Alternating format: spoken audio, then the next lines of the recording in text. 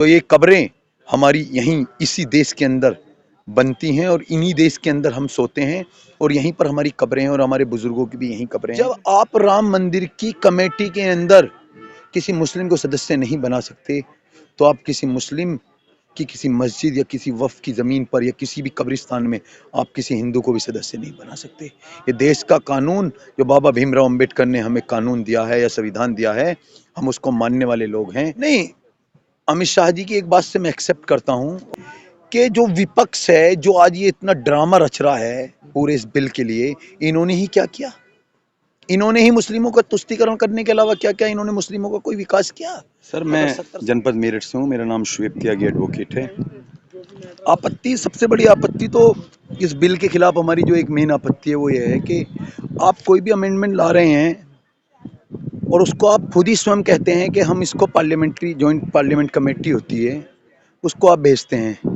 लेकिन वहाँ पर जो लोग इसमें पार्लियामेंट कमेटी में आप शामिल करते हैं सभी पार्टी की लोग होते हैं, आप उनकी कोई बात नहीं मानते। आप केवल नंबरिंग के आधार पर कोई भी बिल गैर संवैधानिक है उसको आप पास कर देंगे। मानता हूँ कि आप आज सत्ता में हैं, माननीय प्रधानमंत्री जी आप आज सत्ता में हैं, माननीय गृह मंत्री जी आज आपकी सरकार है, मेजोरिटी की सरकार है, 288 नंबर हैं आपके पास, विपक्ष के पास 232 नंबर हैं। मानता हूं कि आप पर 120 नंबर राज्यसभा में हैं, मानता हूं 95 विपक्ष के पास हैं, लेकिन ये ज़रूरी नहीं है कि जो फैसला संसद के अंदर हो सारा फैसला सही माना जाएगा या उसको भारत के संविधान के ही प्रति वो फैसला होगा। सबसे बड़ी बात इस पूरे बिल में ये कही गई है कि इस कमेटी के अंदर 2 व्यक्ति हिंदू शामिल होंगे। सबसे ज़्यादा मुस्लिम जितने भी पिटिशनर हैं उनको सबसे बड़ी आपत्ति है कि भाई जब आप राम मंदिर की कमेटी के अंदर किसी मुस्लिम को सदस्य नहीं बना सकते तो आप किसी मुस्लिम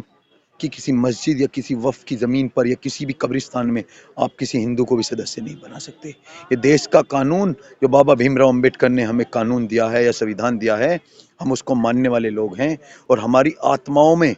और हमारी रूहों में जब हम फानी हो जाते हैं तो ये कब्रें हमारी यहीं इसी देश के अंदर बनती हैं और इन्हीं देश के अंदर हम सोते हैं और यहीं पर हमारी कब्रें हैं और हमारे बुजुर्गों की भी यहीं कब्रें हैं। अमित शाह जी की एक बात से मैं एक्सेप्ट करता हूं और मैं उनको इस बात को बधाई भी देता हूं, उन्होंने विपक्ष की भी इसमें पोल खोलने का काम किया है। पोल सबसे बड़ी ये है कि जो विपक्ष है, जो आज ये इतना ड्रामा रच रहा है पूरे इस बिल के लिए, इन्होंने ही क्या किया? इन्होंने ही मुस्लिमों का तुष्टीकरण करने के अलावा क्या क्या इन्होंने मुस्लिमों का कोई विकास किया? अगर 70 साल से आप इन व्यवस्थाओं को सही करते तो आज शायद मुसलमान, जो ये वक्फ की संपत्ति की लड़ाई चल रही है, आपने एक कॉलेज नहीं बनाया,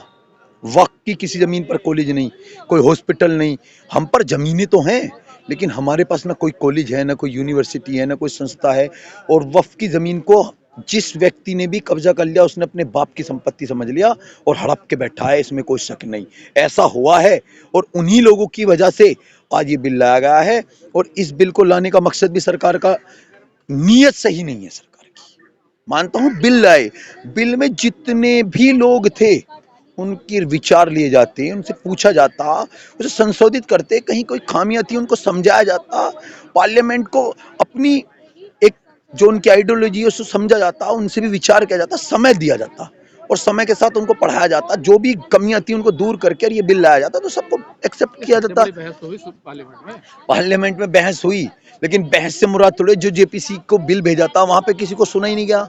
उठा उठा के बाहर फेंक दिया। इमरान मसूद कहते हैं हमारी बात ही नहीं मानी गई, संशोधन नहीं किया गया। असदुद्दीन ओवैसी कहते हैं हमें सुना ही नहीं गया। जो बड़े जो और नासिर हैं, हुसैन हैं और लोगों को कहते हैं हमसे कुछ पूछा ही नहीं गया,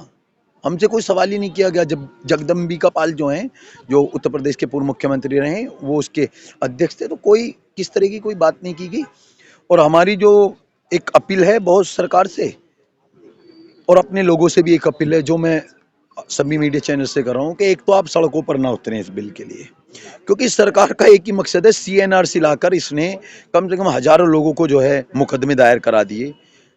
हजारों लोगों के घर से बेघर कर दिए और यही सरकार चाहती है कि ये लोग बिचलें, सड़कों पर आए, सड़कों पर जो फसाद हो उसमें 2-4 पत्थरबाज पहुंच जाएंगे, वो अपना हंगामा मचाएंगे, उससे जो व्यवस्था खराब हो, इनको मौका मिलेगा न्यूज़ चैनलों को डिबेट करने का, मजे लेने का। तो भाई अपना जो संवैधानिक तरीका है इसे अपनाएं। सुप्रीम कोर्ट लोग आए हुए हैं, आप क्योंकि ये न्याय का मंदिर है,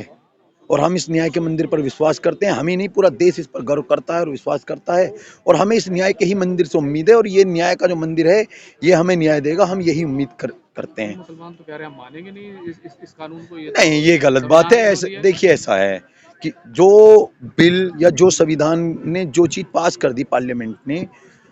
उसके पास होने के बाद वो उसकी अधिसूचना जारी हो जाती है। हमने जो पिटीशन दाखिल की है, हमने इस पिटीशन में अपना पहला सवाल यही रखा है कि जो अधिसूचना जारी की गई इस पर रोक लगाई जाए जब तक इसकी सुनवाई ना हो, क्योंकि और लोगों ने तो इस बिल को जो है खारिज करने के लिए जिस तरीके से पिटीशन, हमारी पिटीशनर में पहला सवाल यह है कि जो अधिसूचना जारी की गई इस पर भी रोक लगा दी जाए जब तक इसकी सुनवाई पूरी ना हो। तो यहाँ से हमारी शुरुआत है, और उम्मीद करता हूँ सभी देशवासियों से, जहाँ तक आपके चैनल की आवाज़ आती, कि भाई कानून व्यवस्था का ध्यान रखते हुए, संविधान पर विश्वास रखते हुए, भारत के लोकतंत्र पर विश्वास रखते हुए आप सब्र और धैर्य से काम लें।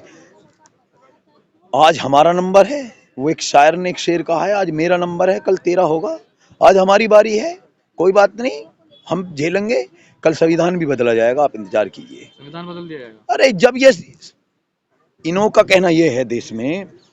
कि भाई मेजोरिटी से सब कुछ होता है, तो मेजोरिटी से तो सब कुछ हो ही जाएगा,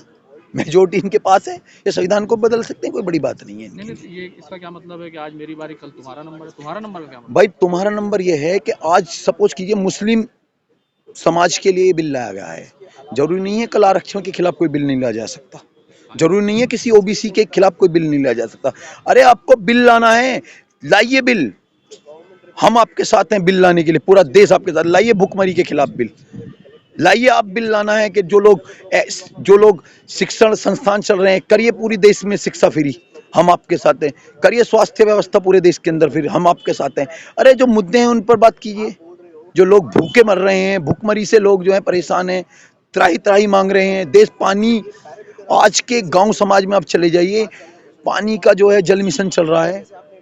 जल मिशन के अंदर आप कितने गांव सेलेक्ट हुए हैं कि लोगों को पानी तक नसीब नहीं हो रहा, लोग कैंसर के मरीज हो रहे हैं पानी ना पीने की। जिस देश में पानी की व्यवस्था नहीं कर पा रही सरकार, पानी नहीं है, पानी खारा पानी पीना पड़ रहा है, बहुत सी जगहों पर पानी नहीं जा पा रहा, उस देश में क्या ऐसे बिलों की जरूरत थी? एक बात बताइए, आप क्या आप डरा नहीं रहे हैं कि आरक्षण छीन लिया जाएगा, आरक्षण पर नहीं बिल आ नहीं, जाएगा? हम किसी को नहीं डरा सकते, हमारी क्या हैसियत है, ये तो सरकार बता रही है, ये तो नंबर किसका आएगा आगे ये देखना है, सरकार ये बता रही है। संविधान में विश्वास करने वाले व्यक्ति हैं, हम संविधान को मानते हैं। जैसे आज हमारे साथ कोई प्रताड़ना हो रही है या हमें कोई परेशानी हो रही है, इस परेशानी में हो सकता है अगली बार आपको भी परेशानी हो, तो सबको ये बात समझनी चाहिए कि एक बोल रहे ना आप आरक्षण खत्म कर दिया जाएगा, क्यों आरक्षण? भाई पार्लियामेंट्री सेशन के अंदर संसद बोल रहे हैं, पार्लियामेंट्री, आप ज्वाइंट पार्लियामेंट के भाषण सुनिए, बहुत रेंज के नेताओं ने ये बात कही है कि भाई इस बिल पे गैर संवैधानिक बिल है। बड़े बड़े टॉप के जो लॉयर्स हैं और बहुत सीनियर एडवोकेट्स हैं, कपिल सिब्बल साहब, उनकी आप स्पीच सुनिए पार्लियामेंट के अंदर, सबसे बेहतरीन स्पीच है वो, देश की नंबर 1 स्पीच अगर उन्होंने दी है, टोटल एविडेंस पे उन्होंने बात की है, टोटल मुद्दों पे बात की है, वैसी साहब की स्पीच सुनिए। और भी कई लोग बहुत अच्छे बोले हैं, तो मैं सबको शुक्रगुजार हूँ। और ये देश जो है प्यार मोहब्बत का देश है, अमन अमान का देश है, और इस देश की जो बागवान है ये एक फूल है हिंदुस्तान, और इस फूल को संजोगने का काम हम सभी देशवासियों का और नागरिकों का है। हमें लोकतंत्र ने ये अधिकार दिया है कि हम अपना विरोध प्रदर्शन कर सकते हैं या अपना विरोध जता सकते हैं, तो हमें लोकतंत्र में 2 अधिकार दिए हैं, आप सड़कों पर आए, सड़कों पर आए तो संवैधानिक तरीके से आए, वहाँ पर अव्यवस्था फैलेगी तो आप पर मुकदमा होगा। दूसरा अधिकार हमें देश ने सुप्रीम कोर्ट ऑफ इंडिया दिया है, तो हम सुप्रीम कोर्ट ऑफ इंडिया में अपना संविधान के प्रति जो हमारा विश्वास है, हम अपनी बात यहाँ पर कहेंगे, हम सड़कों पर बात करने वाले लोग हैं। जय हिंद, जय भारत, जय संविधान।